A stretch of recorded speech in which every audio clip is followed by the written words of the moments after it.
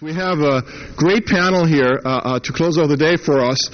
First of all, Scott Stern, a good colleague from MIT, who is the David Sarnoff Professor of Management of Technology, which I don't say too often, but really somebody who I've learned an incredible amount of. He's also the head of the NBR group on innovation policy, among many other things that he has done and continues to do. So he'll lead us a little bit through more of the academic thinking of how does this fit into innovation policy? Then we have Erin Andrew, who until very recently was the Director of Innovation Clusters and Skills at the US SBA. She's now moved on to another job, but is still very interested in this topic, and we're very grateful to have her. Phil Paradise, who you've seen on the last panel already, he said, just introduce me as Phil. I thought I'll usually introduce people like him like, here's the money. So, but we'll see what will go on. And then to the right, we have Neil McLean from South Carolina, which you've heard from.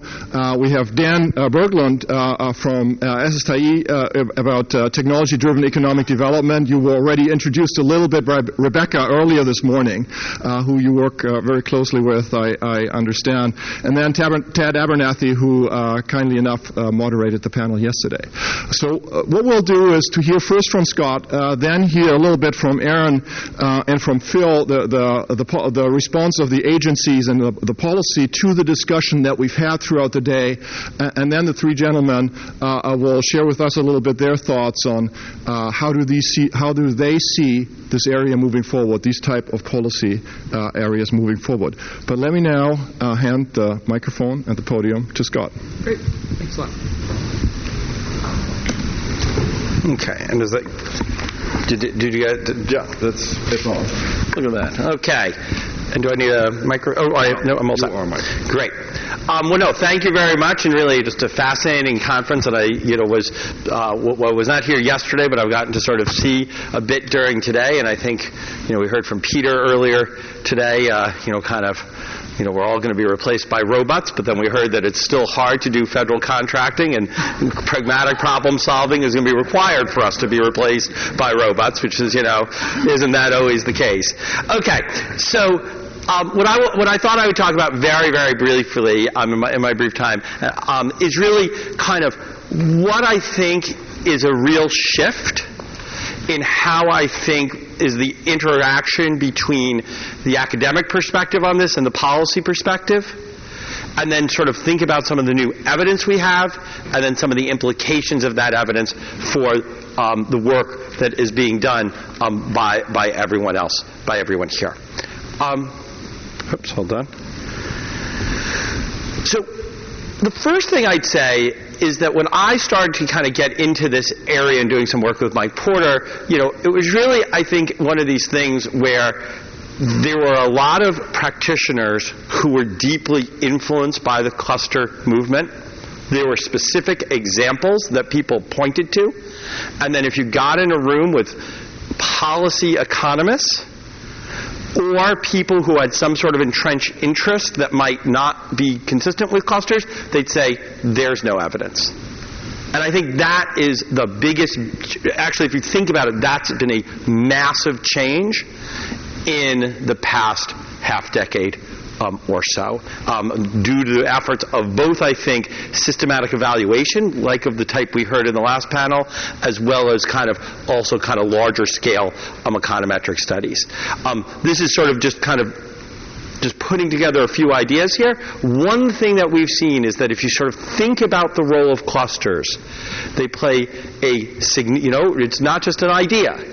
If you look at the story of the American economy over the past at least quarter century, if not longer, is not a story of up and down on average, but it's a story of some regions and some regional industries growing and others declining, and that is closely connected to the economic structure of which they are a part.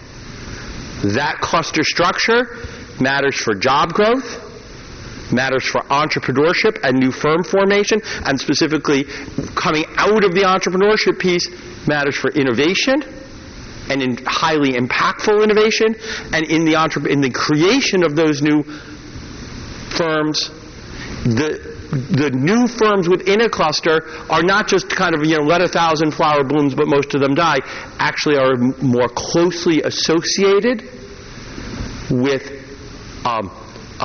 job growth in those new businesses and the survivability of those new businesses. In some sense, and I think it was very articulately said in the last panel about how, and I think it might have been Phil, you exactly said this, it was that there are some assets on the table in these regions, and that the agenda of bringing together people and the latent comparative advantage of regions is something that it takes a lot of problem solving and pragmatic hard work, but when it's done, it works. It's related to that, there's actually an emerging body of systematic empirical evidence that this isn't just an economic industrial phenomena, but that policy and initiatives matter. That undertaking the kinds of things that, for example, connect the local hubbing university to the local economic environment makes a big difference, not just in the 2 years or whatever, but over long periods of time. I had a student a few years ago, along with Ed Glazer at Harvard, a Harvard student, Naomi Hausman, who, for example, I think did the best work. When you think about, kind of the ultimate, we don't even think of it as a cluster policy, is Bayh-Dole. Right, was the idea that the local university should connect to industry. Let's not make the federal government stand in the way of that, but let's have policy encourage that. Her evidence is incredibly striking that basically after Bayh-Dole, right, it's not just these kind of maps of around MIT and you can see it, but there's systematic evidence across the United States that after Bayh-Dole, a 15% rise in long-run regional industry employment for each university patent. And that's relative to what happened before Bayh-Dole and relative to what happens to other cities that were very similar but did not have that university structure. They might even have had universities, but not research-oriented universities. We already heard a little bit about Karen Mills and the boat building cluster. Right? That's just kind of our story. I imagine we can tell that story again and again and again. But right, so if you go back, I think one thing that was, instrumental in some of the work that we're going to talk about was that Karen's work in the boat building industry, the boat industry in Maine, didn't just stay in Maine. She worked with Brookings, she worked with others to figure out how do we measure performance in this and put together reasonable evidence that the initiative was worthwhile and led to much better economic and social outcomes and innovation outcomes than would have otherwise occurred in that region for a relatively limited intervention of public support. What does this kind of mean for policy?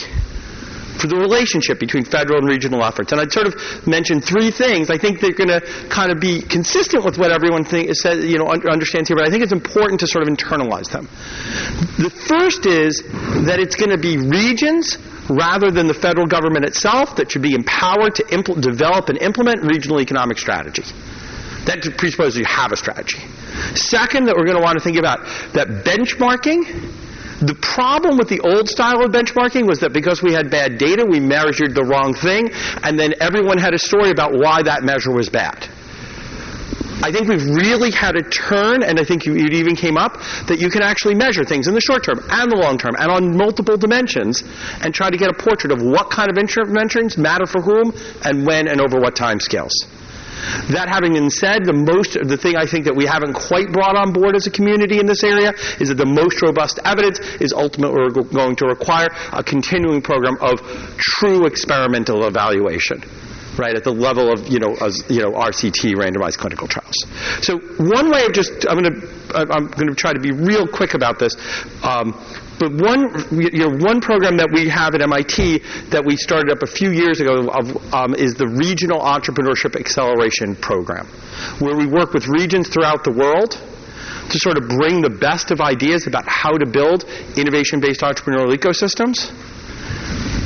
Each team forms a public-private partnership that itself learns from each other, and then the regions from around the world learn from each other. Actually, at this point, they visit each other more than we visit them, than they visit us.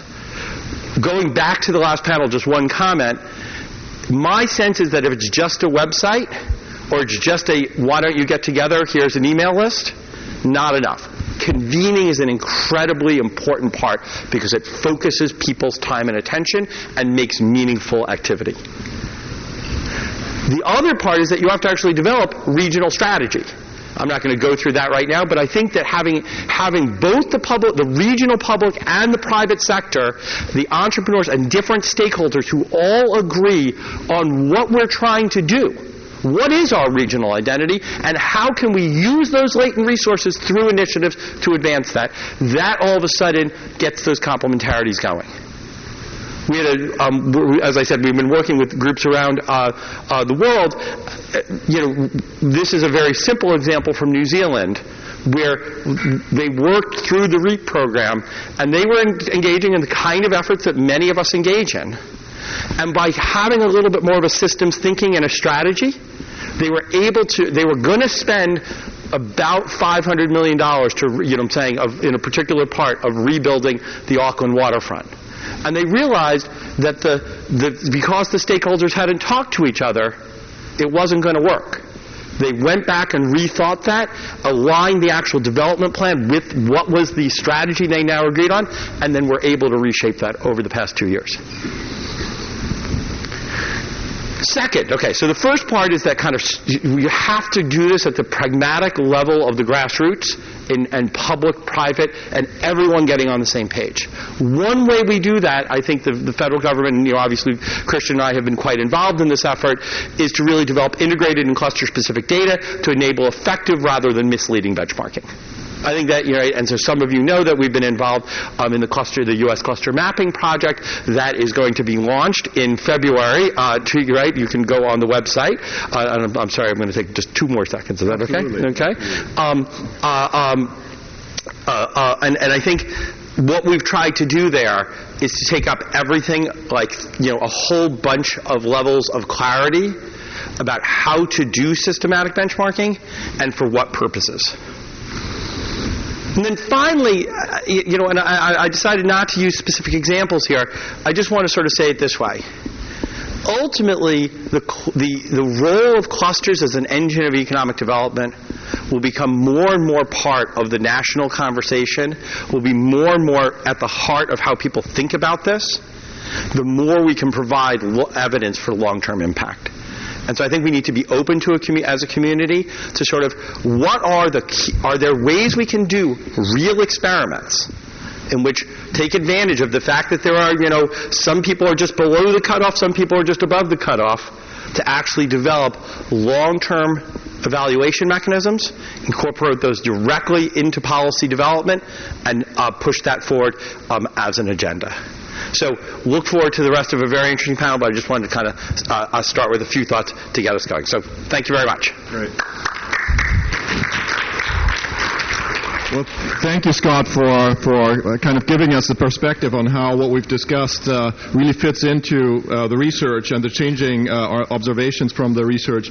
Now, just very quickly, one question. So you talked quite a bit about the role of data and the evidence and how that changed policy, and I think that kind of resonates with the discussion that we had earlier in this day, that it's about factor-driven decision-making.